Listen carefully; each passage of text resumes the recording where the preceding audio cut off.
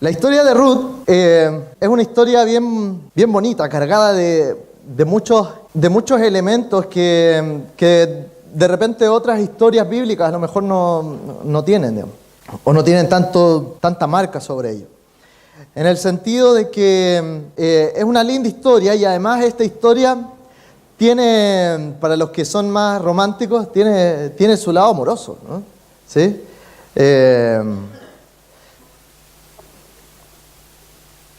Y de hecho, yo he conocido algunos que han conquistado ahí por... hagamos un discipulado juntos, dicen uno. ¿Sí? Ya, estudiamos Ruth, asegurado al tiro, ¿no?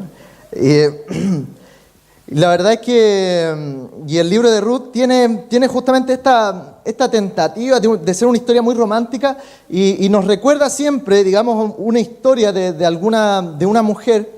Nos olvidamos de muchos elementos de su vida, etcétera, etcétera, pero nos acordamos mayormente que Ruth de alguna u otra manera fue una mujer muy buena que se la jugó de alguna manera por su suegra, ¿no? Y la suegra levantan la mano y dicen, ¿alguien se la jugó por ella? Sí, Ruth, sí.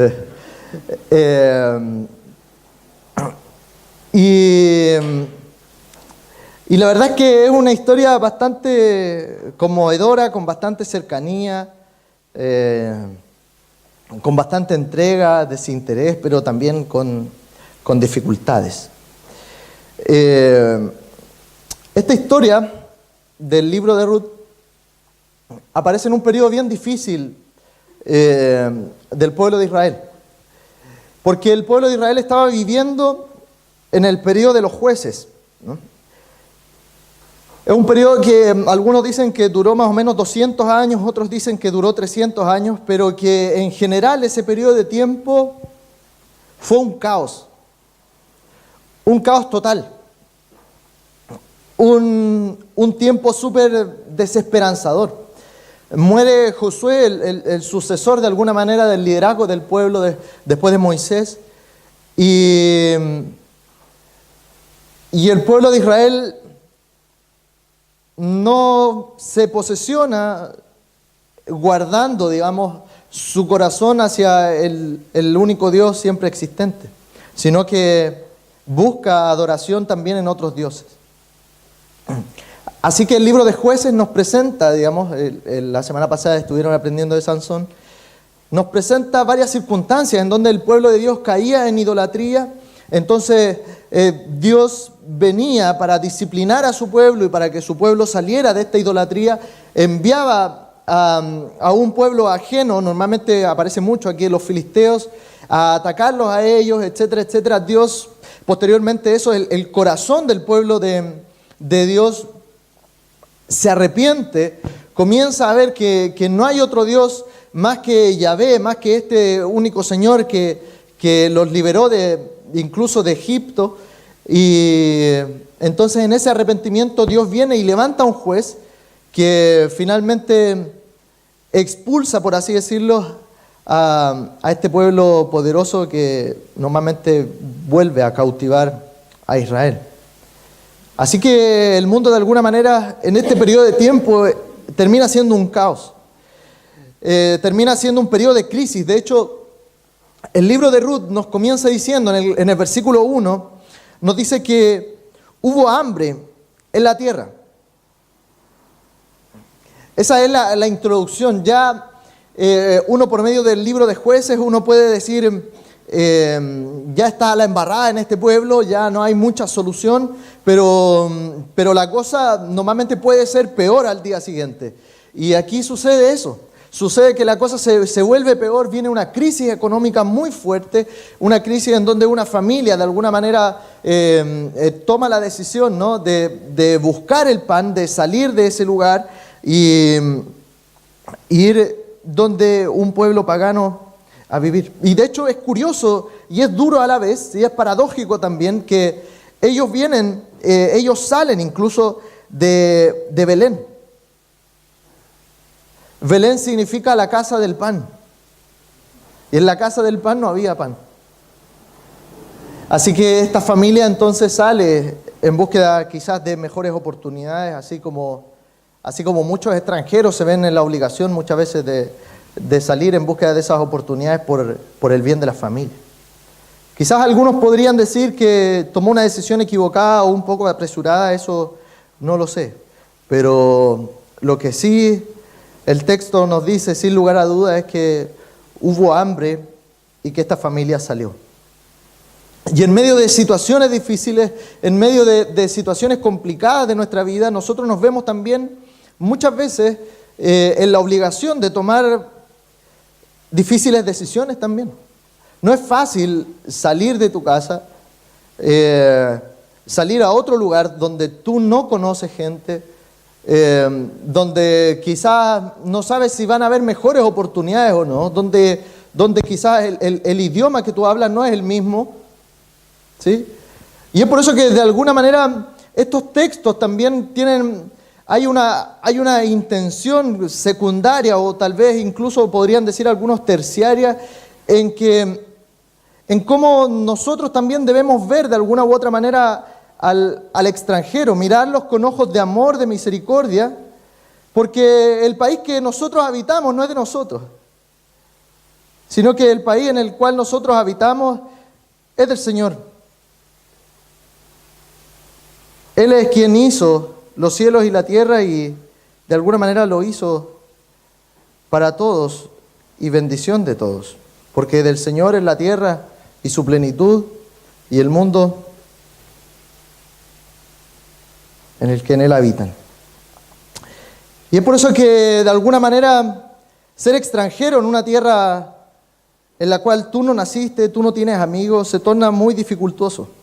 Y es por eso que deberíamos ser un poco más compasivos con los extranjeros en tender algunas manos para ellos y mostrar la gracia del Señor a esas personas que toman decisiones difíciles. En medio del hambre, en medio de la cesantía, en medio de las angustias, incluso el libro de Ruth se desarrolla en un tiempo casi de anarquía. El libro de Jueces, capítulo 21, dice que cada uno hacía lo que bien le parecía. Así que esta historia es una historia que comienza con un desastre.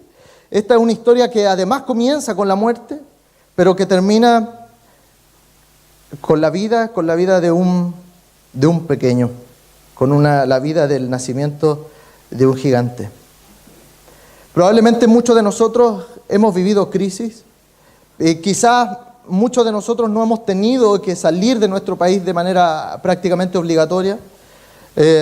Probablemente jamás hayamos estado en algún lugar en donde se hable un idioma diferente. Pero sí hay algo común y es que por el solo hecho de ser humanos tenemos nuestros momentos de crisis.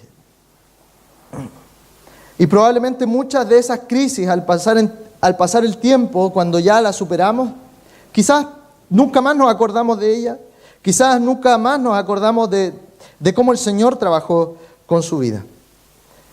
Pero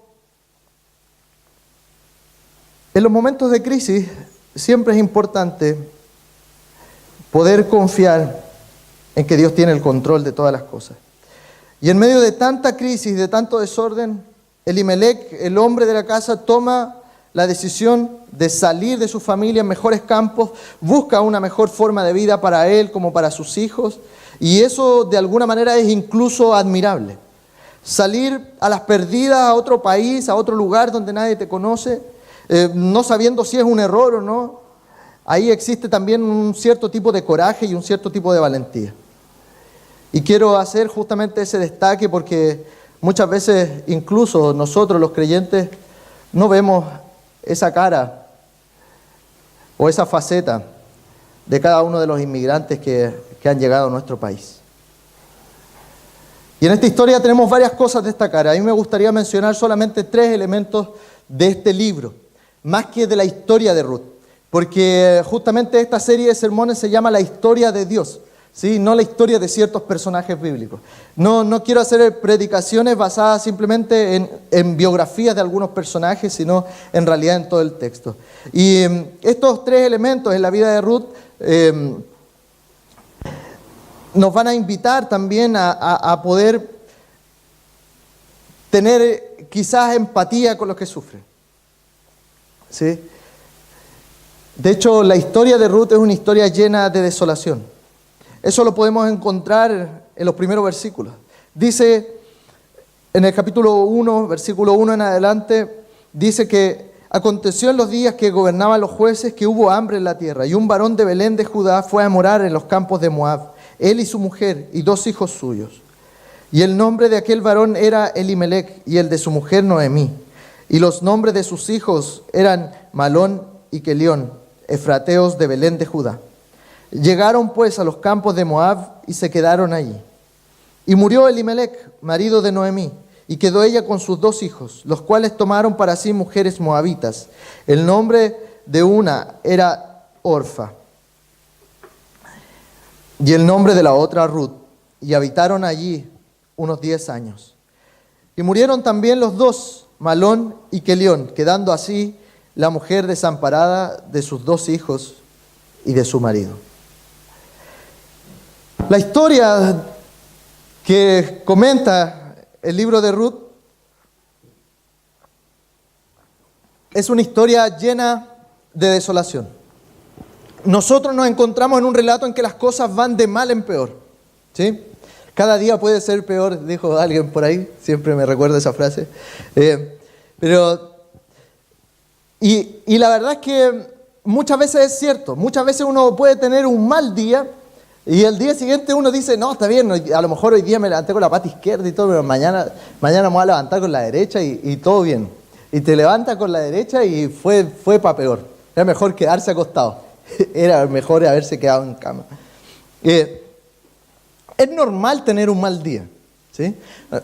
Nosotros, la vida es tan corta que nosotros en un segundo la tornamos un desastre, ¿sí? Tenemos un solo problema y en nuestra mente es un problemón, ¿sí? Ya nos consideramos depresivos y que necesitamos el Rabotril, que quizás qué cuestión. En un solo día, ¿sí? Aquí hubo una crisis de años.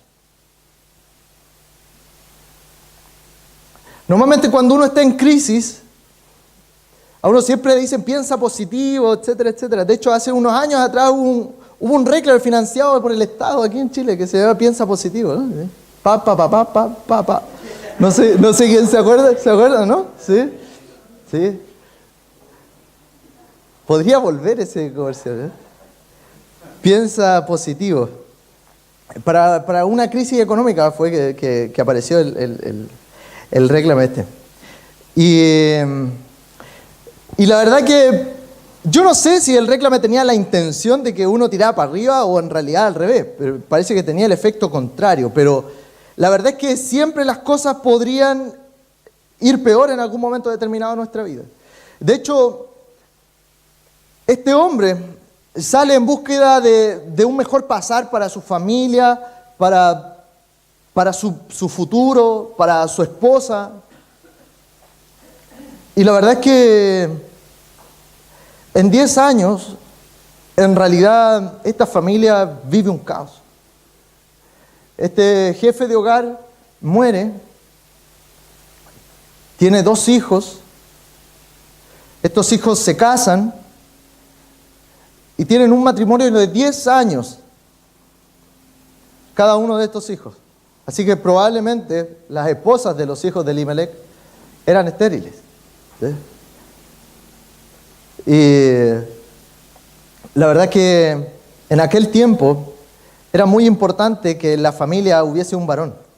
Eso daba una representatividad legal, un sustento económico. Era muy difícil que una mujer sola, por ejemplo, con un terreno incluso agrícola, pudiese salir adelante, porque en general eran los hombres quienes trabajaban y debía algún familiar de aquel varón que falleció, debía hacerse cargo de alguna manera de entregar a algún descendiente e incluso de la economía y del sustento de estas mujeres que habían quedado solas por causa del fallecimiento de sus maridos. Así es que Noemí queda simplemente con 2 yernas.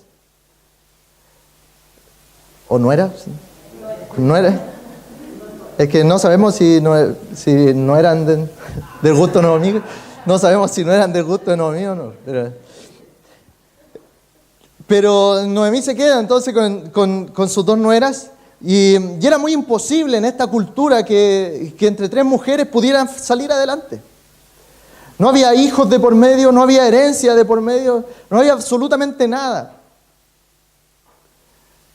De hecho, las viudas, por lo tanto, así como Noemí, en la condición que había quedado ella, dependía de alguna manera de la sociedad en general. O sea, ser alguien que buscara limosna y viviera de limosnas. Ese era el futuro al que Noemí se enfrentaba en esta vida. Y es por eso que Noemí tiene de alguna manera también un cariño por sus nueras, por sus yernas, como sea, ¿no? por las mujeres que se casaron con sus hijos. Que ellas vuelvan a sus casas, que ellas pueden tener esperanza de volver quizás a casarse. Probablemente quizás estas chicas hayan tenido 25 o 30 años, no lo sabemos, pero sí Noemí les dice, váyanse, ustedes quedan libres ahora.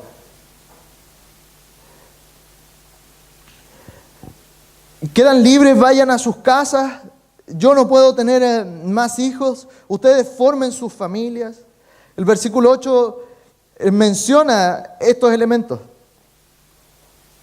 Váyanse, quédense tranquilas, hagan su vida, tengan hijos, cásense, vayan a la casa de sus padres. Noemí le está diciendo a estas mujeres que necesitan seguridad para vivir. Y eso es bien interesante porque esto es muy de mamá, el asunto de la seguridad. ¿Sí? No es muy de papá el asunto de la seguridad, ¿no? ¿Quiénes han tenido bebés y le han comprado cascos a sus hijos para ponerle en la cabeza? Normalmente para que no se peguen cuando están recién empezando a caminar. Yo tengo amigos que han tenido hijos, tengo mi hermano, mi cuñada. El casco siempre se lo compra la mujer. El casco para la protección de sus hijos. Nunca se lo compra el hombre, ¿no? Porque él dice, si le viene el tococo, entonces va a buscar un cuchillo y listo. Pero la mujer siempre está preocupada de la seguridad de los hijos. Sí, esto es muy de mamá. Cuando uno sale de vacaciones, ¿quién lleva el botiquín? ¿Sí? El pastor se ríe ahí, pero él es médico y probablemente lo deja ahí guardado y la tía lo va a buscar. Pero eso es muy de mamá. Que se preocupen de la hora de la comida. Uno dice, no importa, si salimos a las 8 de la mañana y llegamos a las 8 de la noche, no se van a morir los niños, ¿sí? Echémosle, ¿no? Y la verdad es que Noemí tiene un corazón muy grande, un corazón muy de madre. Noemí no anda a la aventura, Noemí busca la seguridad para sus nueras. Cuando uno viaja en invierno, quien sube las mantitas al auto es la mamá. La que dice, compremos agüita embotellada porque por si acaso el agua de allá es mala, hace mal, siempre es la mamá. Y en medio de la desolación, se sintió identificada, ¿no? Sí. Y en medio de la desolación, ¿Noemí te llamas tú? ¿No? Está bien. Y en medio de la desolación de Noemí, Ruth aparece como un regalo para la vida de esta mujer que no solamente estaba en la ruina, sino que estaba prácticamente sin nadie, sin hijos, sin esposo. Ella les dice que se vayan, que hagan sus vidas, que busquen su seguridad.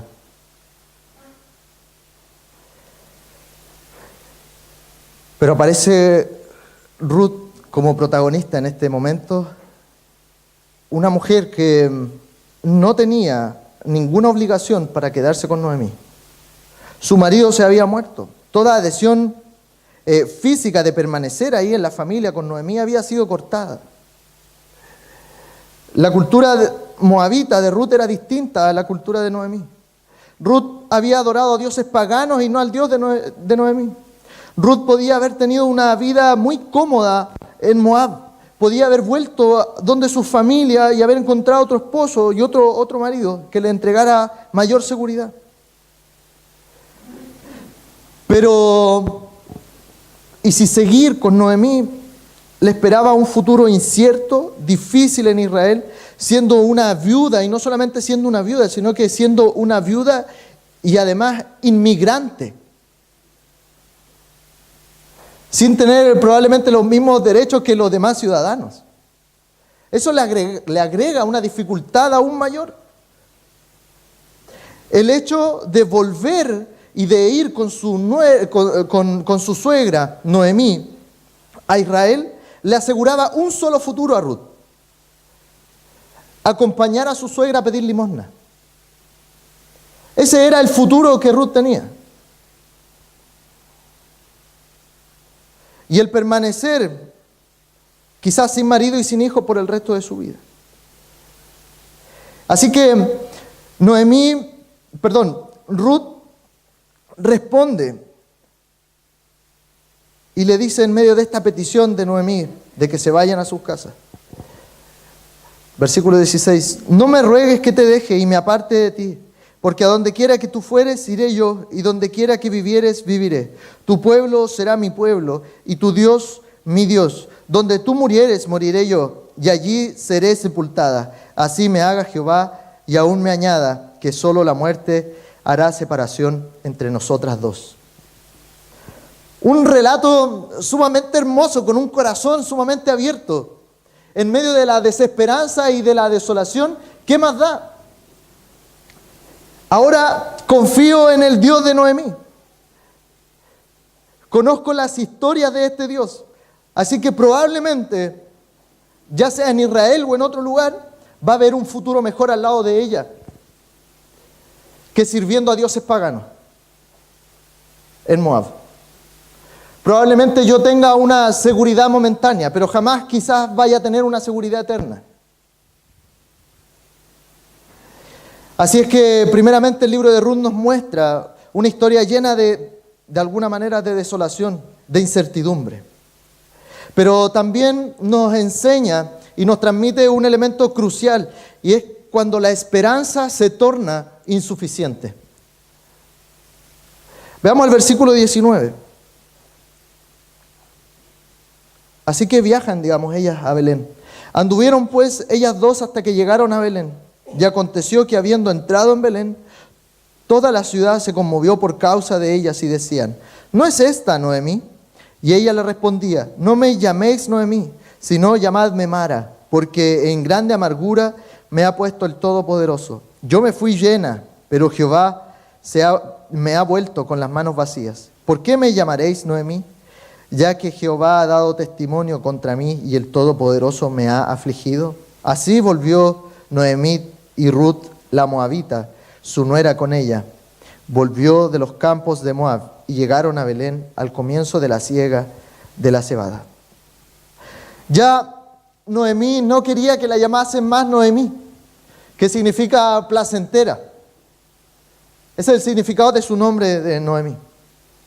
Ahora Noemí exigía que se le identificara como Mara. Esto es alguien lleno de angustia, de amargura. Primero, cuando la vida entera de Noemí parecía caer y ser destruida en Moab, fue Dios quien le dio a Ruth a Noemí. Y lo vemos esto en el versículo incluso 16, en que tu Dios será mi Dios. Aprendemos que la raíz del compromiso de Ruth con Noemí está en el compromiso de Ruth con el Dios de Noemí. Tu Dios será mi Dios. ¿Por qué esta historia es una historia de esperanza insuficiente? Porque Dios estaba entregándole compañía, ánimo, bendición por medio de la nuera que tiene.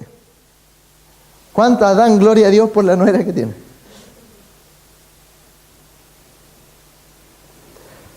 Dios entrega a Ruth como una bendición para Noemí.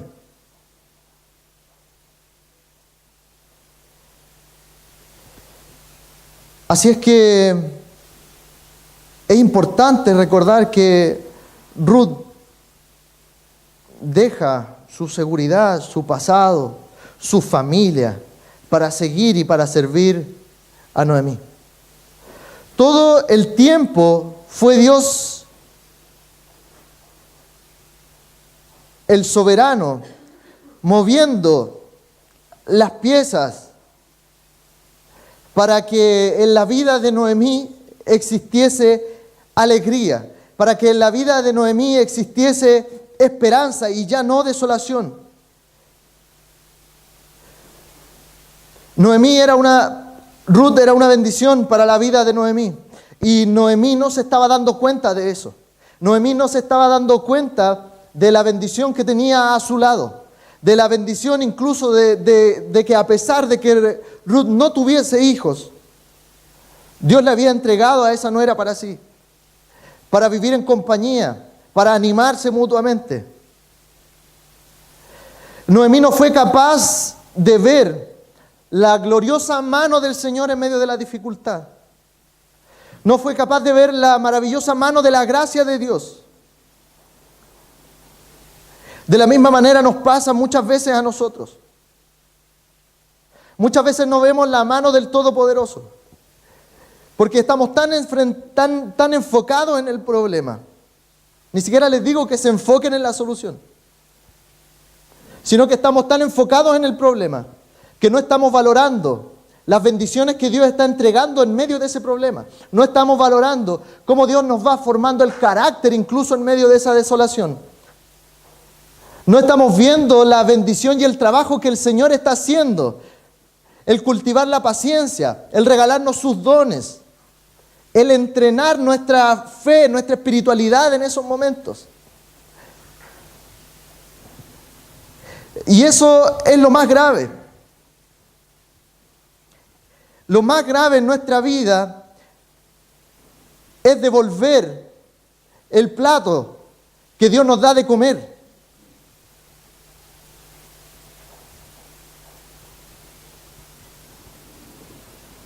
Debemos estar suficientemente insertos en la dificultad, pero debemos estar lo suficientemente lúcidos para poder ver el poder y la mano del Señor en medio de la desolación. Y Noemí no era incapaz de esto. Es como si estuviera ninguneando los regalos de Dios para su vida.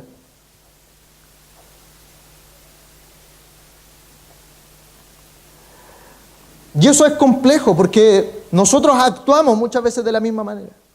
Simplemente vemos el problema.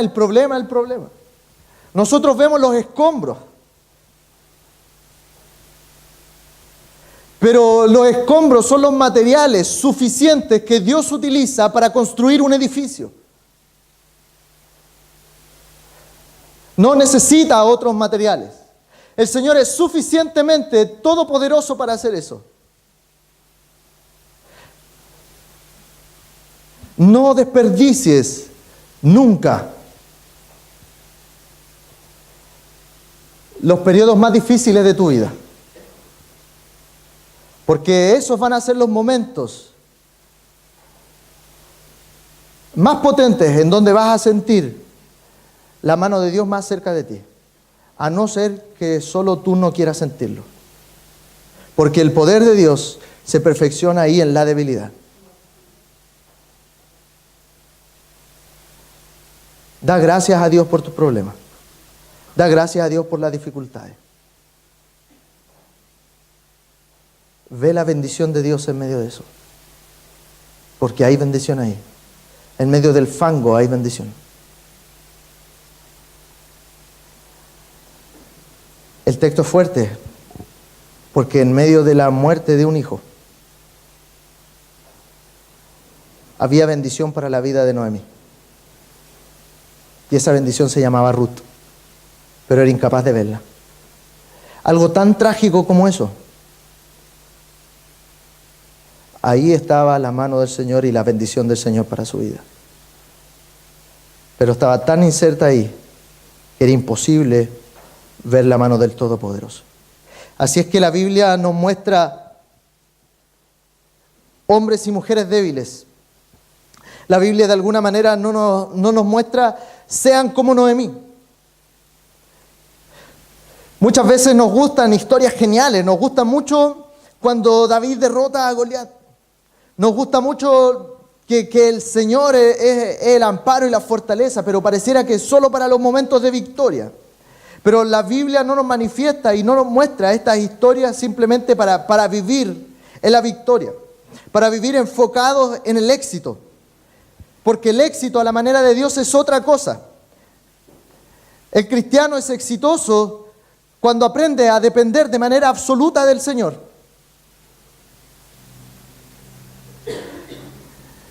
Y en este caso la Biblia nos está enseñando que no debemos ser muchas veces como los personajes que la Biblia nos presenta. La Biblia nos muestra humanos frágiles, personas que cometen errores. Y eso es porque la Biblia no pretende mostrarnos que el cristiano debe ser una persona sin errores, sino que trata la Biblia misma de cuán expuestos estamos a cometer los errores y cómo Dios nos ve con tanta misericordia y necesitados de Él cada día en medio de estas malas decisiones. Y Noemí aquí se atreve, en esta relación tan cercana con el Señor, a estar resentida con el Todopoderoso. Muchas veces hemos leído el libro de Ruth y hemos olvidado a Noemí. Y es justamente por cosas como estas que nos hemos olvidado de ella. Porque no nos gusta acordarnos de las personas que fracasan. No nos gusta recordarnos de nuestros fracasos. No nos gusta recordarnos de nuestros problemas. Y ahí está la bendición de Dios. Cuán bueno sería recordarlo. ¿Cuántas veces nos hemos sentido así, fracasados, resentidos, no solamente con quienes nos rodean, sino que también con el mismo Señor? Noemí lo perdió todo, esposo, hijos, no tuvo nietos. Ahora solo tenía su nuera. Esta mujer era anciana, Noemí, viuda, sola, desempleada, pobre. Aquí hay sinceridad en el relato y realismo, pero incluso la Biblia nos manifiesta por medio de estos personajes una sinceridad espiritual. La sinceridad espiritual de que muchas veces en medio del problema y de la desolación no queremos disfrutar de la mano del Señor. El libro de Ruth no solamente nos presenta desolación y una esperanza insuficiente, sino que de alguna manera la mano de Dios hace que exista una esperanza eterna. Cuando Ruth y Noemí vuelven,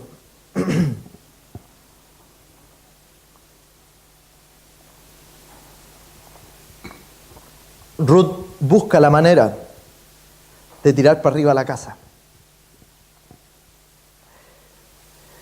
Si hay algo que la Biblia desprecia de manera constante, es la flojera. ¿Sí?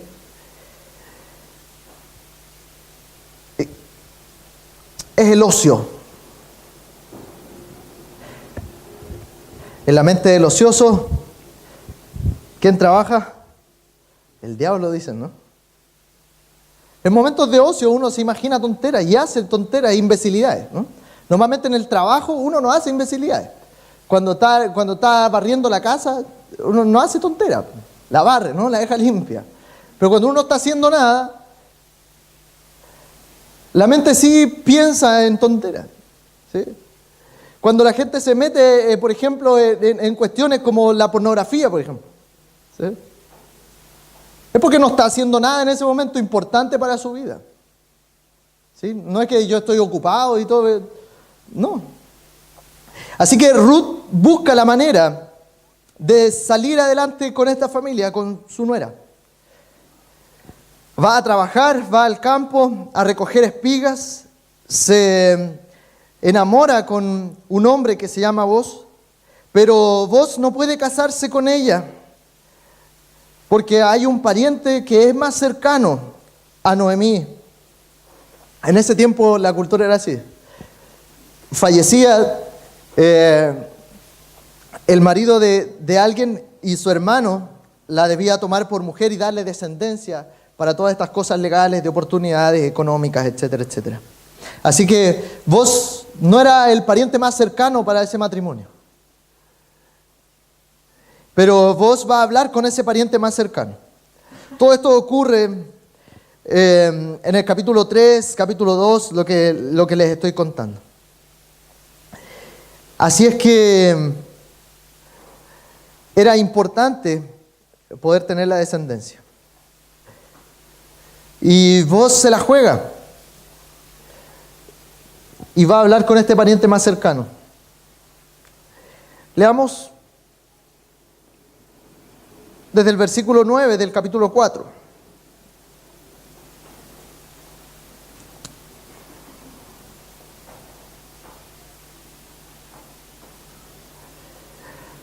Vos vas a hablar con este pariente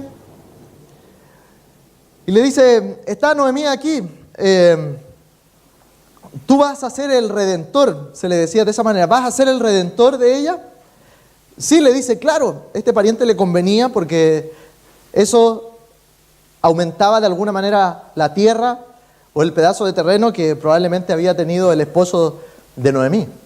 Así que si él se iba a hacer cargo de la familia, Noemí en algún momento iba a fallecer, ¿no es cierto? El terreno iba a ser de él. Y vos le dice, pero Noemí tiene una nuera. Así que tendrías que casarte con ella también. No sabemos el motivo, pero él dijo, no, ahí con la chichita yo estoy curando, no. No le gustó. No le gustó ahí el panorama, yo libero de todas mis funciones, cásate tú con ella. Sí, probablemente quizás el hombre era casado, ¿no? Así que no lo iba a pasar muy bien si su esposa se enteraba que él iba a tener otra esposa además. ¿Sí? Así que él tuvo miedo, un sabio miedo en ese momento, sabio miedo, ¿sí? Hay tiempo en que hay que ser temeroso, ¿no? Y este era un momento para hacerlo. Así que le da la plena libertad para que vos y Ruth se casen. Veamos el versículo 9, en medio que sucede esta conversación. Vos dijo a los ancianos, como testigos, ¿no? Y a todo el pueblo, vosotros sois testigos hoy de que he adquirido de mano de Noemí todo lo que fue de Elimelec y todo lo que fue de Kelión y de Malón, y que también tomo por mi mujer a Ruth, la moabita, mujer de Malón, para restaurar el nombre del difunto sobre su heredad, para que el nombre del muerto no se borre de entre sus hermanos y de la puerta de su lugar. Vosotros sois testigos hoy. Y dijeron todos los del pueblo que estaban a la puerta con los ancianos, testigos somos. Jehová haga a la mujer que entra en tu casa como a Raquel y a Lea, las cuales edificaron la casa de Israel, y tú seas ilustre en Efrata, y seas de renombre en Belén. Y sea tu casa como la casa de Fares, el que Tamar dio a luz a Judá, por la descendencia que de esa joven te dé Jehová.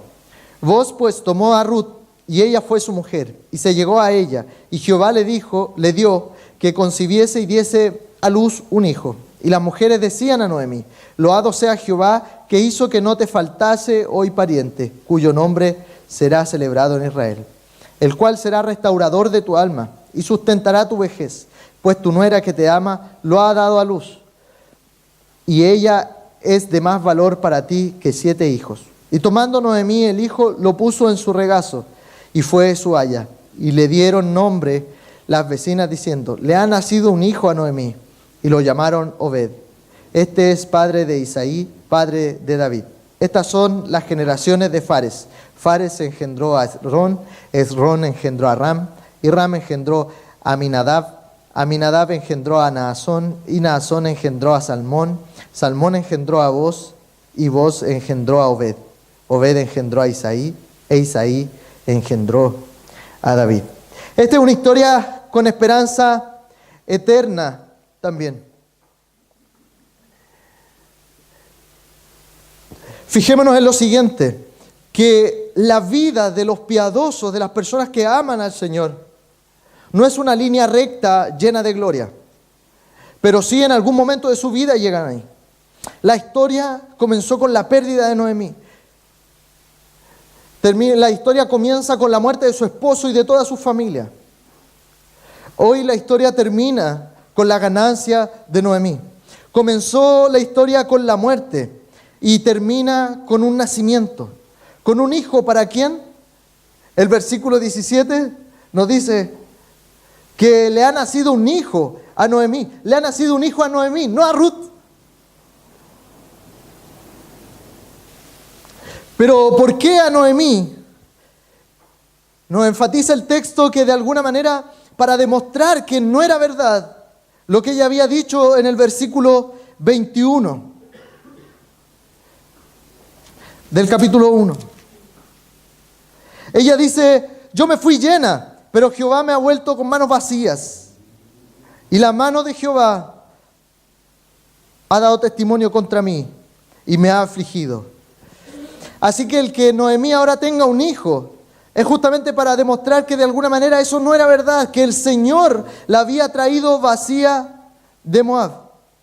Pero si pudiéramos aprender a esperar y a confiar en Dios, todas nuestras quejas contra Dios serían falsas. Si nosotros tuviésemos la paciencia suficiente, en vez de calificar el momento de dificultad que estamos pasando, podríamos aprender que todas nuestras quejas son insuficientes delante de la mano misericordiosa de nuestro Señor. Ruth fue escrita y descrita para ayudarnos a ver las señales de Dios en nuestra vida, para ayudarnos a confiar en la gracia del Señor. Incluso cuando las nubes son tan gruesas, cuando la neblina está tan cerca de nosotros que no podemos ver el camino, y mucho menos cuando podemos ver incluso las señales que hay en sus costados. Volvamos y recordemos que fue Dios quien actuó para convertir cada retroceso de nuestra vida en un trampolín para el gozo. Esas son las dificultades, un trampolín que Dios utiliza para el gozo. ¿Y qué es Dios? En nuestras amargas providencias, que Él conspira para nuestro bien. Así que una y otra vez fue Dios quien estaba trabajando en los amargos reveses de la vida de Noemí. Cuando perdió a su marido y a sus hijos, Dios le dio a Ruth. Cuando ella no podía pensar en un pariente para criar hijos por su apellido, Dios le regaló a Boz. Cuando la estéril Ruth se casó con Boz, Dios vino y le concedió un hijo. El punto de la historia se hace en la vida de Noemí. La vida de los piadosos no es una vida llena de gloria y de victoria, pero en algún momento llegamos ahí. Esta historia de Ruth acaba de terminar en una pequeña aldea con una abuela abrazando a su primer nieto. La gloria en este momento incluso es una palabra demasiado grande. Y el autor no termina la historia ahí. Él levanta los ojos de alguna manera hacia los bosques, hacia las nieves de la montaña, manifestándonos una historia redentora. En el versículo 17 del capítulo 4 nos dice que este niño fue el padre de Isaí, y que Isaí de alguna manera fue el padre de David. De repente nos damos cuenta de que a lo largo del tiempo hay mucho aire, hay mucha fragancia, hay mucho mover de Dios que nosotros no podemos imaginar. Dios no solo estaba tramando la bendición temporal para la vida de Noemí, tampoco estaba tramando la bendición temporal para algunos judíos en Belén. Dios estaba preparando para la venida del mayor rey que Israel iba a tener. Porque el nombre de David lleva consigo la esperanza del Mesías. Dios, en medio de nuestros problemas, no solamente está tramando una bendición temporal para nuestras vidas, sino que en nuestro corazón está conspirando una esperanza eterna y liberadora. El nombre de David lleva consigo la esperanza del Mesías, de la nueva era, de la paz, de la justicia, de la libertad, de donde ya no va a haber más llanto, ni dolor, ni tampoco culpa. Y este libro nos enseña que el propósito de Dios para la vida de su pueblo es conectarnos con algo mucho mayor que nosotros mismos. Es conectarnos con algo mucho mayor que nuestra experiencia de vida. El libro de Ruth nos invita a conectarnos directamente con la historia de Dios, con lo que Él está haciendo y no ver la temporalidad de nuestras propias situaciones. Dios quiere que sepamos que cuando lo seguimos, nuestras vidas siempre significan más de lo que pensamos que significa nuestra vida. Para el cristiano siempre hay una conexión entre los acontecimientos ordinarios o cotidianos con la obra del Señor en la historia. El creyente debe de dejar de pensar que ciertas cosas no valen nada, porque en la cotidianidad hay una obra de Dios magnífica en cada una de nuestras familias, en su reino. Para el cristiano debe existir esa conexión. No debemos seguir pensando que el hacer esto, aquello, o perder 1 o 2 horas, o perder varios días, es algo que no significa nada. Eso significa mucho. Porque en los acontecimientos ordinarios de nuestra vida, nosotros manifestamos nuestra obediencia al Señor. No importa cuán pequeño sea, siempre, todas las cosas que nosotros hacemos, todas las cosas, es discipulado y es significativo. Es cada cosa, cada acto de nuestra vida, por pequeño que sea, es como un mosaico que Dios está haciendo para mostrar la grandeza de su poder y la sabiduría al mundo, a los principados y potestades en todos los lugares. La satisfacción de la vida cristiana no está incluso entregada a trivialidades, en servir a una suegra viuda, en recoger en el campo, en enamorarse, en el tener el bebé. Para estas cosas, todas estas cosas son importantes para el creyente solo cuando están conectados con la eternidad, si no dejan de tener importancia. Son parte de algo mucho más grande de lo que parecen. Así que la palabra gloria es muy importante aquí, es demasiado fuerte. La vida de los piadosos no es una línea recta llena de victoria y de gloria. Pero si descansamos en Dios, podemos velar y disfrutar de esa gloria. Hay una esperanza para nosotros, más allá de un bebé lindo y de una abuela feliz. Si no hubiese una esperanza más allá, seríamos hombres y mujeres miserables. La historia nos apunta hacia David, y David nos apunta hacia Jesús.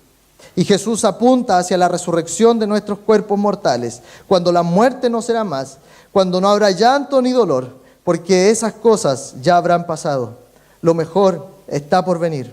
Esa es una verdad inquebrantable del Evangelio sobre la vida del hombre y la mujer que sigue a Cristo en obediencia a la fe. Ustedes jóvenes que son fuertes y esperanzados, ustedes personas que ya son ancianas, ya son ancianos, no piensen que lo mejor de su vida ya pasó. No piensen que hay muy pocas cosas por hacer, porque las cosas cotidianas que tú hagas tienen un significado eterno para el reino de los cielos. Así que, querido anciano, no ningunes el tiempo de vida que tú calculas para ti, porque lo mejor para ti también está por venir en la mano del Señor.